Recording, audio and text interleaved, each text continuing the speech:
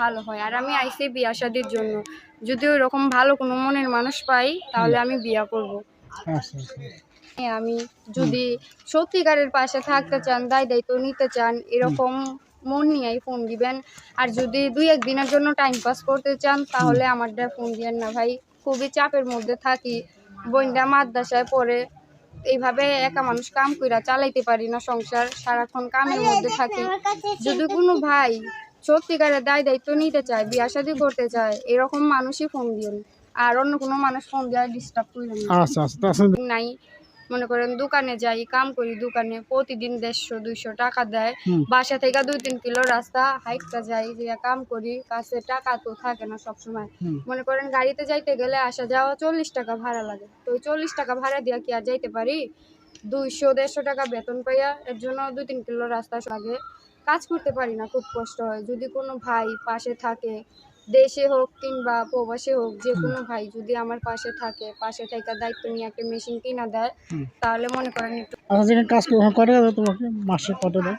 মাসে তো দেয় না, এই যে প্রতিদিন যা হয়, বেশি হইলে হঠাৎ 200 টাকা দিব, আর যদি কম হয় মনে করেন 150 টাকাই দেয়।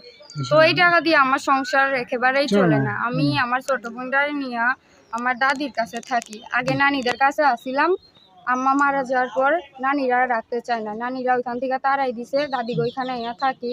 খুবই অভাবের সংসার, আমার সংসার চলতেছে না। তো আমি যদি একটা ভালো মনের মানুষ পাই, কোনো একজন ভাই যদি আমার পাশে থাকে, দেখা দয়া মায়া হয়, যদি একটা সেলাই মেশিন কিনা দেয়, মনে করেন আমি কাম জানি, আমি আগে মেশিন চালাইতাম, আমার দাদিটা অসুস্থ হয়ে গেছিল গাই কিছুদিন আগে, আমি মেশিনটা বেচ চালাইয়া দোকানে কামে ঢুকছি, ভাবছিলাম যে সংসার চলবো, তো সংসার চলতেছে না। আর একা মানুষ কাম কইরা কখনোই একটা সংসার চালানো যায় না, আর এই 150-200 টাকা বেতন পাইয়া।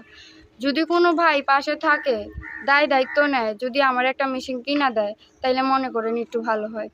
আচ্ছা আচ্ছা তো আপনাদের কি পড়াশোনা করছো? পড়াশোনা এই যে। আচ্ছা আচ্ছা তো কি নাম্বার আছে? হ্যাঁ আছে, নাম্বারটা আচ্ছা দিতেছি। বলো, মুখে বলো। দর্শক আজকে আমরা বলেছি, ভালো থাকো, আল্লাহ হাফেজ। আচ্ছা, খুদা হাফেজ।